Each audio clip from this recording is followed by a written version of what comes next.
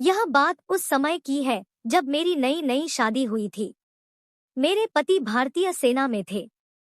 इस समय वो नेवी में जॉब कर रहे थे। शादी के बाद जब मैं ससुराल गई तो सुहागरात भी नहीं हो पाई थी कि उनके पास कॉल गई थी। उनके बॉस की उन्होंने उन्हें फौरन वापस बुलाया। भारत के पानी के जहाजों पर और युद्ध के हालात बन गए थे। इसलिए मेरे पति फौरन ही मुझे छोड़कर बॉर्डर पर चले गए। वहीं पर उनकी पोस्टिंग थी। मैं तो वो भी नहीं पाई। मेरी सुहागरात अधूरी रह गई थी। फिर उन्होंने दूसरे दिन कॉल किया कि अब 3 महीने बाद ही आ पाएंगे। यह सुनकर मैं बहुत दुखी हुई थी, जिसके लिए मैं इस घर में आई थी।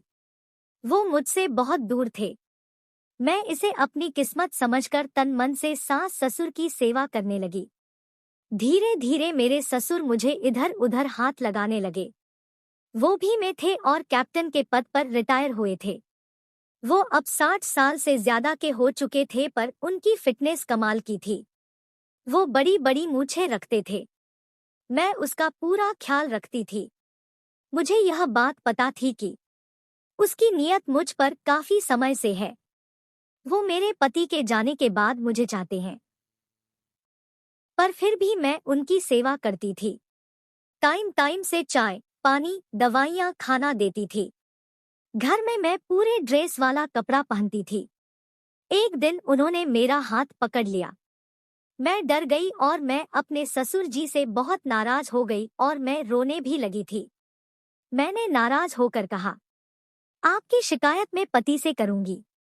मेरी बात सुनकर ससुर जी बोले, तुझे जो करना है कर ले, मैं एक दिन वो लेकर ही रहूंगा। तो उसके लिए ही मेरे घर आई है। पर हमारा अधिकार है, मेरा बेटा नहीं है तो क्या हुआ, मैं तो हूं ना।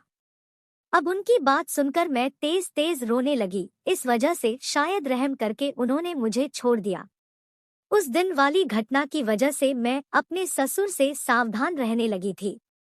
मुझे पता था कि ये सांप कभी भी मुझे डस सकता है। कभी भी वो मेरा जबरदस्ती काम लगा सकते हैं। इसलिए मैं बच के रहने लगी थी। इस तरह से 3 महीना गुजर गया था।